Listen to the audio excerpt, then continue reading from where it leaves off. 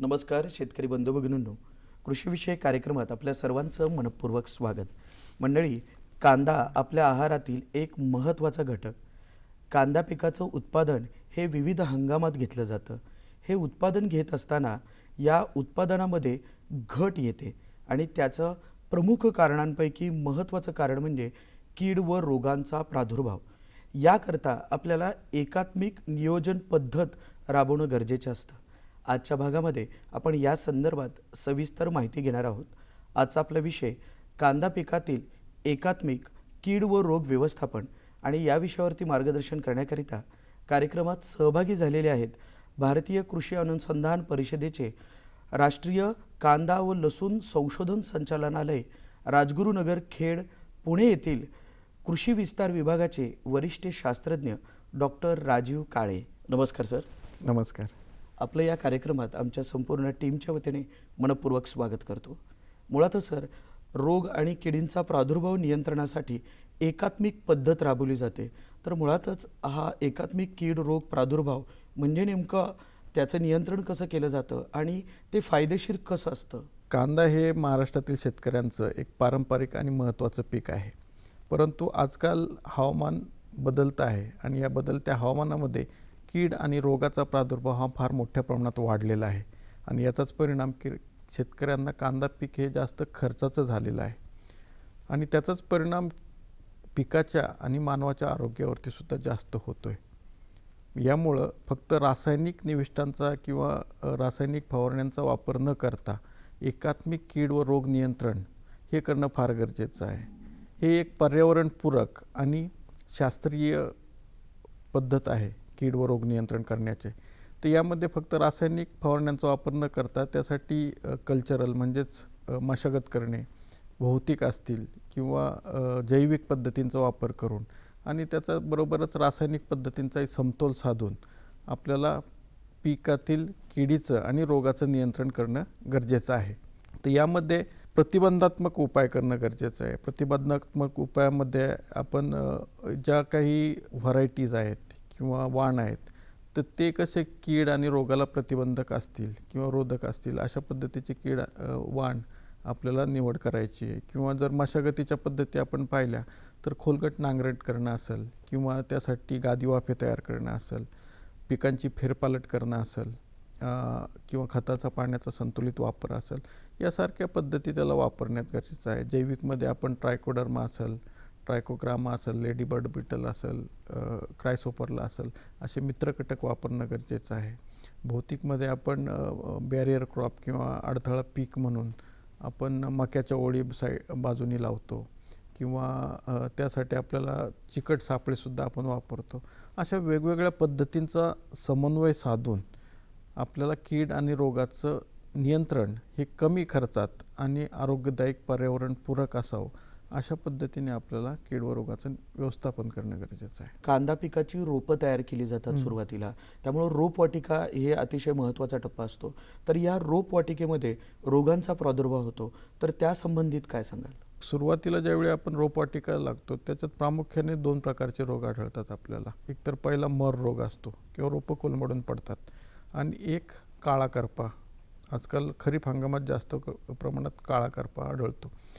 तर यासाठी आपल्याला प्रतिबंधात्मक उपाय जर करायचे असतील तर त्याला आपल्याला सुरुवातीला बीज प्रक्रिया करणं फार गरजेचं आहे. मग बीज प्रक्रिया आपण रासायनिक पद्धतीने किंवा जैविक पद्धतीने करू शकतो. रासायनिक पद्धतीमध्ये कार्बनडायझिम असेल, थायरम असेल किंवा कॅप्टन असेल 3 ते 4 ग्रॅम प्रति किलो या प्रमाणात आपल्याला त्याचा बीजोपचार करायचा आहे. आणि जैविकमध्ये जर पाहिलं आपण तर ट्रायकोडर्मा व्हिरिडीचा एक 5 ते 10 ग्रॅम प्रति किलो या प्रमाणात बीजोपचार करायचा. आणि त्यानंतर रोपवाटिका जी आहे ती फार दाट असू नये किंवा रोपवाटिकेत जर रोगाचं प्रमाण आपल्याला पाहायला मिळालं मर रोगाचं, तर त्याच्यासाठी मॅटॅलॅक्झिल आणि मँकोझेपचं 2.5 ग्रॅम प्रति लिटर या प्रमाणात द्रावण करून त्यात आळवणी करायची, किंवा याच्यासाठी आपण कॉपर ऑक्सिक्लोराईडसुद्धा वापरू शकतो. तर अशा पद्धतीने मर रोगाचं नियंत्रण आपण रोपवाटिकेमध्ये करू शकतो. साधारणपणे पाऊस जास्त झाला किंवा पाण्याचं प्रमाण जास्त झालं, आर्द्रता हवेमध्ये जास्त असेल तर बुरशीजन्य रोगाचं प्रमाण वाढतं. त्यासाठी गादी वाफ्यांवरतीच आपल्याला नर्सरी तयार करणं गरजेचं आहे. बरं. नर्सरी हाताने बियाणं फेकून न करता ती खुरपीच्या साहाय्याने ओळी आखून त्यात चिमटीच्या साहाय्याने आपल्याला बियाणं पेरलं किंवा पेरणी यंत्राचा वापर केला तरी चांगल्या पद्धतीने आपल्याला नर्सरीचं नियोजन करता येतं. अच्छा. काळी बुरशी किंवा त्याला आपण पिळरोग म्हणतो, पिळरोगसुद्धा आजकाल नर्सरीमध्ये आपल्याला पाहायला मिळतो. तर त्याच्यासाठी सुद्धा मँकोझेप किंवा कार्बेंडेझिम तुम्ही वापरू शकता किंवा मेटेराम वापरू शकता. अशा पद्धतीचे रासायनिक जर औषध वापरली तरी तुम्हाला त्याचा फायदा होतो.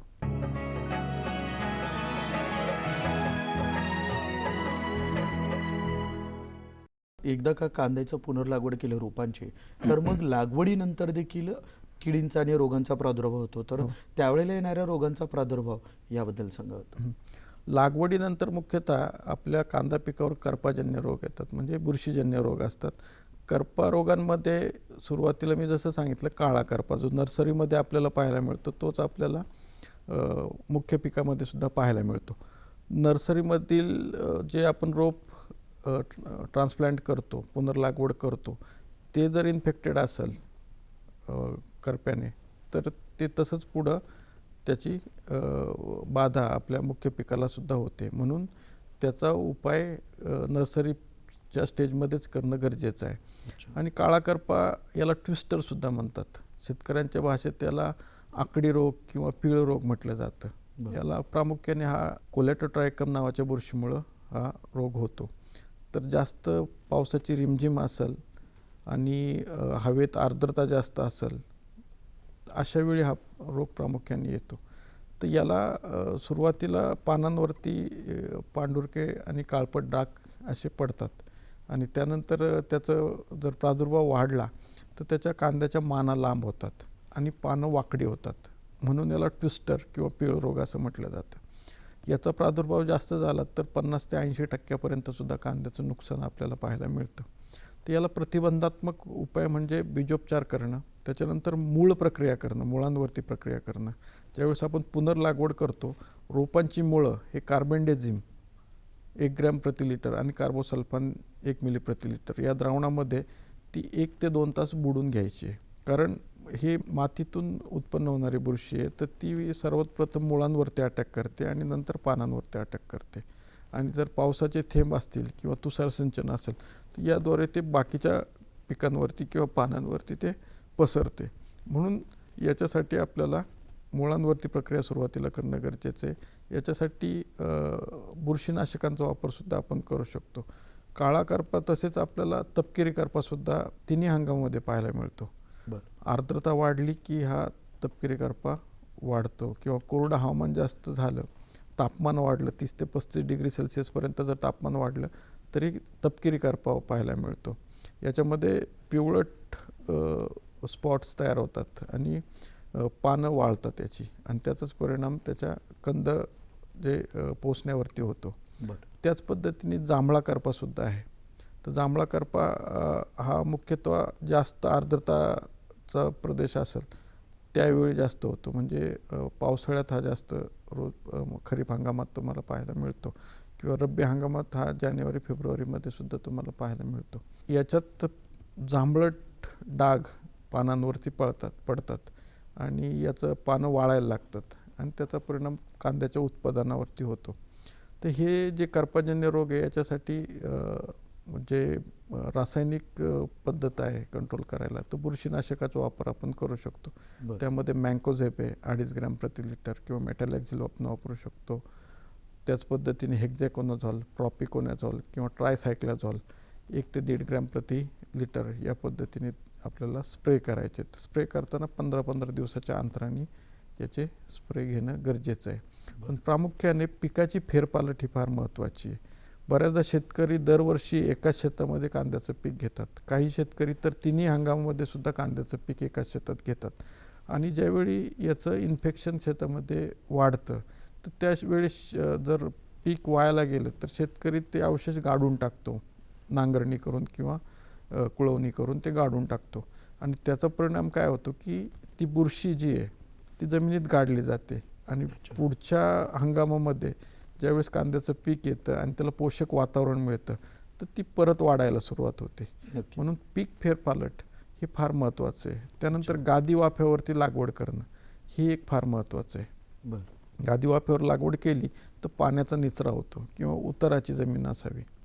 अशा पद्धतीने पाणी आणि खताचं संतुलनसुद्धा फार याच्यामध्ये महत्त्वाचं आहे. नत्रयुक्त खतांची मात्रा जास्त झाली तरी बुरशीचा प्रादुर्भाव होण्यास किंवा किड्यांचा प्रादुर्भाव होण्यास वाव मिळतो त्याच्यामध्ये. याच व्यतिरिक्त तुम्हाला मुख्य पिकामध्ये मूळकूज किंवा पांढरी सडसुद्धा पाहायला मिळते. पांढरी सडसुद्धा हा पांडुरके जे बुरशी पांढरी बुरशी ही मुळांवरती आणि खोडांवरती तयार होती आणि त्याच्यामुळं पानंही बाजूची पानं सडतात, खालची पानं, आणि कंदसुद्धा सडायची प्रोसेस चालू होते.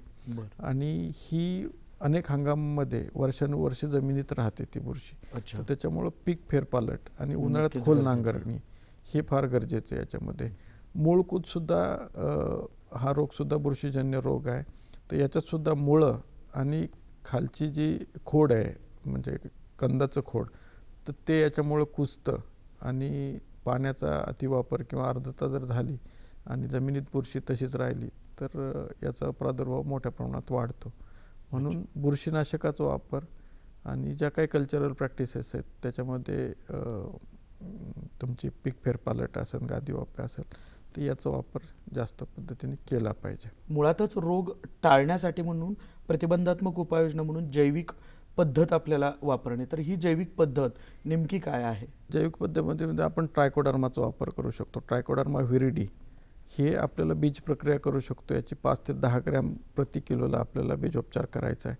त्यानंतर मुख्य पिकामध्ये ज्यावेळेस आपण ट्रायकोडर्माचा वापर करतो तर त्यावेळी आपल्याला ट्रायकोडर्मा हे शेणखतात मिसळून आपल्याला साधारणपणे 1.25 किलो ट्रायकोडर्मा हा आपल्याला 500 किलो शेणखत जे चांगलं कुजलेलं शेणखत आहे त्याच्यामध्ये मिक्स करून तो आपल्याला जमिनीत वापरायचा आहे. किंवा याचा ड्रीपमार्फतसुद्धा आपण याचा वापर करू शकतो. ट्रायकोडर्मा जर वापरला तर ही फायदेशीर बुरशी आहे. ही बाकीच्या नुकसानकारक बुरशींना मारते. फक्त केमिकलचा वापर करताना कार्बेंडेझिमचा वापर यावेळी करू नये, कारण कार्बेंडेझिम या ट्रायकोडर्मा नावाच्या बुरशीला मारतं. तर त्याच्यामुळे ती काळजी शेतकऱ्यांनी ट्रायकोडर्माचा वापर करताना घ्यावी. कांदा पिकामध्ये येणारे कीड आणि त्यांच्यामुळे होणारा प्रादुर्भाव याचा विचार करता म्हणून आपल्याला काय नेमकं नियोजन करावं लागेल? कांद्यात महत्त्वाची कीड जी आहे तर थ्रिप्स किंवा फुलकिडे आपण त्याला म्हणतो. तर थ्रिप्स जी आहे तर ती रस शोषणारी कीड आहे आणि ही 50 ते 60% पिकाचं नुकसान करते. ही कीड प्रामुख्याने पानांवरती, कोवळ्या पानांवरती फीड करते. म्हणजे कोवळ्या पानांवरती इजा करून त्याच्यातला रस शोषते. त्याच्यामुळे पांढरे पांढरे डाग त्याच्यावरती पडतात आणि हे पांढरे डाग जोडले जाऊन पानं वाकडी होतात. म्हणून त्याला टाक्या दिसेसुद्धा म्हणतात, टाक्या रोग म्हणतात त्याला, कारण पांढरे पांढरे डाग त्याच्यावर पडतात, पानं कडक होऊन वाकडी होतात. तर हा रोग जर आपल्याला टाळायचा असेल तर महत्त्वाची जी मशागतीची किंवा कल्चरल प्रॅक्टिस आहे आपण तर त्याला मक्याच्या 2 ओळी आपल्याला आपल्या कांदा पिकाच्या बाजूनी लावायच्यात. त्याच्या आतमध्ये एक गव्हाची ओळ जरी लावली तरी त्याचा जास्त फायदा होतो. कारण थ्रिप्स किंवा फुलकिडे हे ते वेगवेगळ्या पिकांवरती फीड करतात. तर बाहेरच्या पिकांवरून कांद्यावरती ते लवकर अट्रॅक्ट होतात. तर त्याच्यामुळं जर बॅरियर क्रॉप किंवा अडथळा पीक म्हणून आपण मक्याच्या ओळी लावल्या तर 50 ते 60% थ्रिप्स आपण वाचू शकतो आणि आपल्या फवारण्या त्यातून कमी होऊ शकतात. याच पद्धतीने आपण जर मित्र कीटकांचा वापर जर केला तरी त्याचा फायदा होतो. रासायनिक फवारण्या कमी करून लेडी बर्ड बिटल असेल किंवा क्रायसोपरला असतील तर याचा वापर हे जर नॅचरल तिथं असतील तर ते हे आपल्या थ्रिप्सला खातात. किंवा आपण चिकट सापळे त्याच्यात वापरू शकतो. चिकट सापळे निळे किंवा पिवळे चिकट सापळं एकरी आपल्याला 20 ते 25 आपल्याला वापरायचे आहेत. किंवा जर आपण रासायनिक फवारण्या घ्यायच्या ठरल्या तर आपल्याला कार्बोसल्फान 2 ग्रॅम प्रति लिटर किंवा आपलं फिप्रोनिल आहे, प्रोफेनोपॉस आहे, हे 1 ते 1.5 ग्रॅम प्रति लिटर या प्रमाणात आपण वापरू शकतो. अच्छा.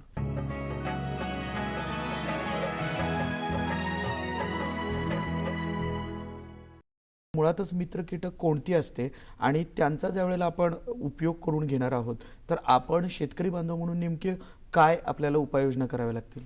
ते मित्र कीटक वाचवायचे असेल तर आपल्याला फवारण्या कमी कराव्या लागतात. मग त्यासाठी आपण जर फवारण्या केमिकलच्या न करता निंबोळी अर्क आहे किंवा नीम ऑइल आहे त्याची फवारणी केली आपण तर मित्र कीटकांना जास्त बाधा पोचत नाही आहे. किंवा अशी अडथळाची पिकं लावली तर मित्र कीटकांना बाधा होत नाही आहे.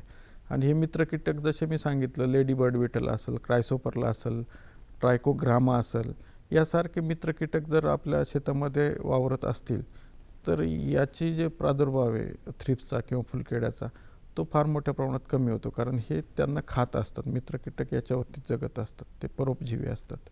अच्छा. तर त्याच्यामुळे त्याचा फायदा होतो. थ्रिप्सप्रमाणेच दुसऱ्या ज्या किडी आहेत आपल्या तर लाल कोळी एक आहे, तीसुद्धा पानाच्या खालच्या बाजूनी राहते. तर तीसुद्धा पानांवरती फीड करते, तर त्याच्यामुळे सुद्धा फार मोठं नुकसान होतं. तर त्याला आपण सल्फरचा 2 ग्रॅम प्रति लिटरच्या प्रमाणात आपण स्प्रे घेतला तरी पण त्याचा अटकाव होतो. दुसरी जी कीड आहे ती खोड किंवा कंद पोखरणारी आळी आहे किंवा हिरवी आळी आहे. तर हे सुद्धा कांद्यावरती आपल्याला पाहायला मिळतात. तर त्याला इमॅमॅक्टिन बेन्झोइट हे 0.4 मिली प्रति लिटर या प्रमाणात आपण घेतलं तरी चालतं किंवा स्पिनोसाइड आपण फवारलं तरी पण याचा प्रतिबंध आपल्याला करता येतो. कांदा काढणीनंतर साठवणुकीच्या दरम्यान देखील रोगांचा प्रादुर्भाव होतो.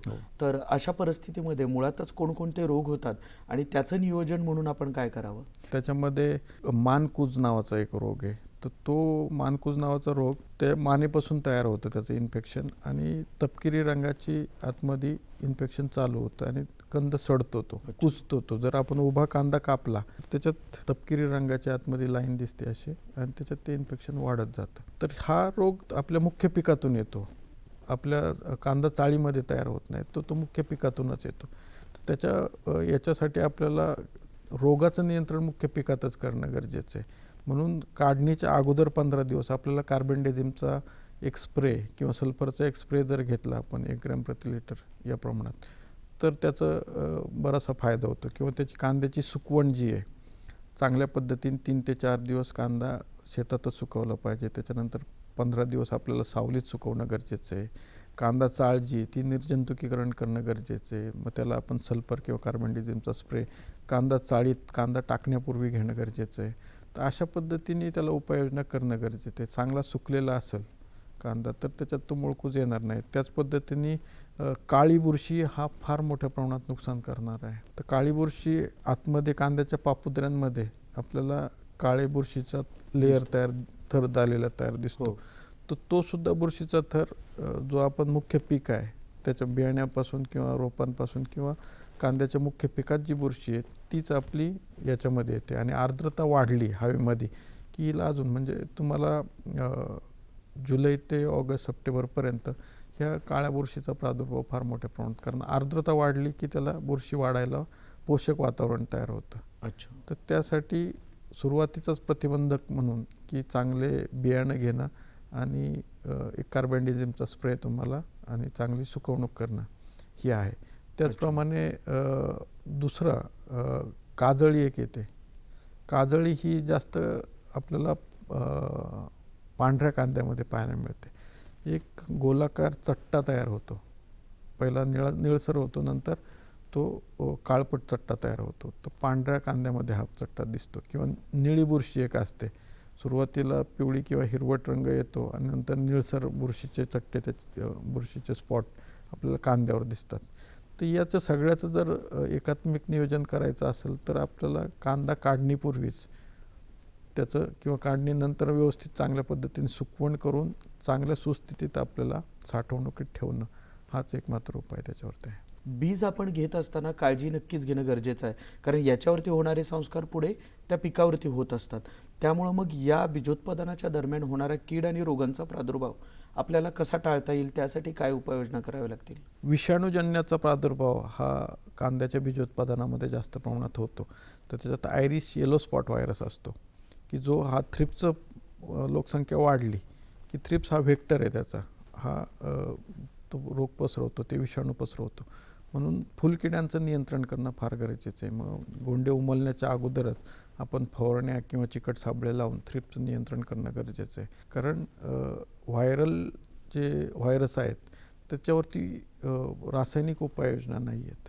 त्याचा कंट्रोल फक्त व्हेक्टर कंट्रोल करणंच आहे. म्हणजे तुम्हाला थ्रिप्स किंवा फुलकिडे कंट्रोल करणं आहे, किंवा पिवळा बुटका रोग किंवा आयरिश येलो डॉर्फ व्हायरस आपण त्याला म्हणतो, की तो सुद्धा की पानं छोटी राहतात त्याच्यावरती पिवळसर रेषा तयार होतात, पिवळे डाग तयार होतात आणि बुटके राहतात रोपं, त्याचे दांडे छोटे राहतात फुलांचे. तर त्याच्यामुळे उत्पन्नावरती फार मोठ्या प्रमाणात फरक पडतो, कारण दांडे वाळून जातात आणि बियाणं भरत नाही.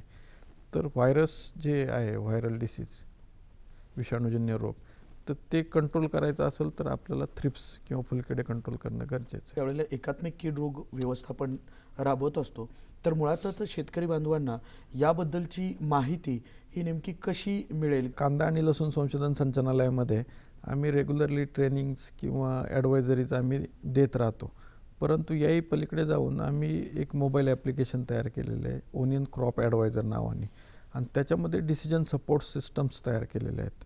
तो ODP ॲडवायझर म्हणून एक डिसिजन सपोर्ट सिस्टम आहे, त्याच्यात निर्णय क्षमता प्रणाली. तर याचा वापर करून ही शेतकऱ्यांना गुगल प्ले स्टोअरवरती अवेलेबल आहे. ओनियन क्रॉप ॲडवायझर जर गुगल प्ले स्टोअरवरती टाकलं आणि ते डाउनलोड केलं तर त्यांच्या हातामध्ये जो मोबाईल आहे, मोबाईलमध्ये तुम्हाला हे सगळं पाहता येईल. मग त्याच्यामध्ये याची जी चित्र आहेत रोगांची आणि किडींची चित्र ही दिलेली आहेत. शेतकरी आपल्या शेतामध्ये कुठली कीड किंवा रोग आला आहे हे त्या चित्राद्वारे पाहून त्याची लक्षणंसुद्धा त्याच्या खाली दिलेली आहे, आणि त्याच्यावरती काय काय उपाययोजना करणं गरजेचं आहे हे सुद्धा त्याच्यामध्ये दिलेलं आहे. याचा वापर करून शेतकरी आपल्या शेतामध्ये कोणालाही न विचारता आपल्या मोबाईलमध्ये पाहून सुद्धा ह्या सगळ्या गोष्टी शिकू शकतो आणि याचा वापर करू शकतो. कीड आणि रोगांचा प्रादुर्भाव नियंत्रित करण्यासाठी ड्रोनद्वारे जी फवारणी केली जाते त्याबद्दल सांगावं. कांदा आणि लसूण संशोधन संचालनालयाने आम्ही आत्ता मागच्या 2 वर्षामध्ये जवळपास 1250 एकरवरती या ड्रोनच्या फवारणीचं प्रात्यक्षिक आपण केलेलं आहे. तर कांदा आणि लसणामध्ये फार चांगल्या पद्धतीने किडींचं नियंत्रण याच्यात करता येतं. आणि आपण जर मॅन्युअली जर स्प्रे पंप वापरले किंवा STP वापरले, आपल्याला एक 3 ते 4 तास आपल्याला 1 एकर कांदा फवारणीसाठी लागतात. ड्रोनच्या सहाय्याने अवघ्या 7 मिनिटामध्ये 1 एकरची फवारणी आपण करू शकतो. आणि त्याचे ड्रॉपलेट छोटे छोटे असतात, तर त्याच्यामुळं कांद्याच्या पानांवरती ते चिटकून राहतात आणि त्याचा चांगला इफेक्ट आपल्याला रोग आणि किडीच्या नियंत्रणामध्ये होतो. कुठलीही परिस्थिती असेल, शेतामध्ये गाळ असेल, चिखल असेल, शेतकऱ्यांना शेतामध्ये प्रवेश करता येत नाही, ह्या परिस्थितीमध्ये सुद्धा ड्रोनच्या सहाय्याने शेताच्या बांधावर उभं राहून ड्रोनद्वारे फवारणी आपण आजकाल करू शकतो. कांदा हे पीक म्हणजे आपल्या आहारातील महत्त्वाचा घटक, त्याचबरोबर ती मसाला पदार्थांसाठी सुद्धा अगदी महत्त्वाचा घटक. तर एकंदरीतच शेतकरी बांधवांना त्यांच्या कांदा या पिकाचं उत्पादन घेत असताना येणाऱ्या या अडचणींवरती मात करण्याच्या माध्यमातून देखील आजच्या आपल्या कार्यक्रमाच्या निमित्ताने शेतकरी बांधवांना, त्याचबरोबर ती सह्याद्रीवाणीच्या प्रेक्षकांना काय संदेश द्याल? शेतकऱ्यांना जर त्यांचा खर्च वाचवायचा असेल कीड आणि रोग नियंत्रणासाठी, तर तुम्हाला एकात्मिक पद्धतीचा वापर करणं फार गरजेचं आहे. कारण आपल्याला निरोगी कांदा खायला जर मिळाला मानवी आरोग्यासाठी, तर त्यासाठी फक्त रासायनिक औषधांचा वापर न करता तुम्ही जे काही कल्चरल प्रॅक्टिसेस आहेत किंवा भौतिक त्याच्यासाठी उपाययोजना असतील, रासायनिक उपाययोजना असतील, जैविक उपाययोजना असतील, याचा ताळमेळ घालून त्याचा संतुलित वापर करा. जास्त प्रतिबंधात्मक उपाययोजना करण्याच्या प्रयत्न करा, ज्यामध्ये जैविक असतील, प्रतिबंधात्मक भौतिक असतील, ज्याच्यामध्ये चिकट सापळे असतील, बॅरियर क्रॉप म्हणून मक्याच्या ओळी असतील, किंवा तुमच्या कल्चरल प्रॅक्टिसेसमध्ये तुम्हाला खोलगट नांगरणी करणं असेल, गादी वाफे असतील, प्रतिबंधात्मक बीजोपचार असेल, मुळांवरची प्रक्रिया असेल, आणि याचं जे फवारणीचं जे शेड्यूल आहे, वेळापत्रक आहे, आणि याची जी ओळख आहे, कीड आणि रोगांची ओळख करून त्याचं योग्य निदान करूनच त्या फवारणी घेणं, हे जर सुसंगतरित्या केलं तर कमी खर्चामध्ये आणि चांगलं भरघोस उत्पादन शेतकऱ्यांना पर्यावरणपूरक ही पद्धत वापरून आपण करू शकतो. उत्पादनात येणारी घट ही टाळण्याकरता एकात्मिक कीड किंवा रोग व्यवस्थापन करणं हा एकमेव पर्याय शेतकऱ्यांकडे आहे आणि ते एक प्रकारचं वरदान देखील आहे, ज्या माध्यमातून जर आपण एकात्मिक पद्धतीने हे नियंत्रण राबवलं तर त्यातनं उत्पादनमध्ये येणारी जी घट आहे ती आपण कंट्रोल करू शकतो आणि चांगलं उत्पादन घेऊ शकतो. आपण या कार्यक्रमात सहभागी झालात, महत्त्वपूर्ण विषयावरती मार्गदर्शन केलं, त्याबद्दल धन्यवाद आणि आपल्या पुढील वाटचालीसाठी सह्याद्री वाहिनीच्या वतीने मनपूर्वक शुभेच्छा. धन्यवाद.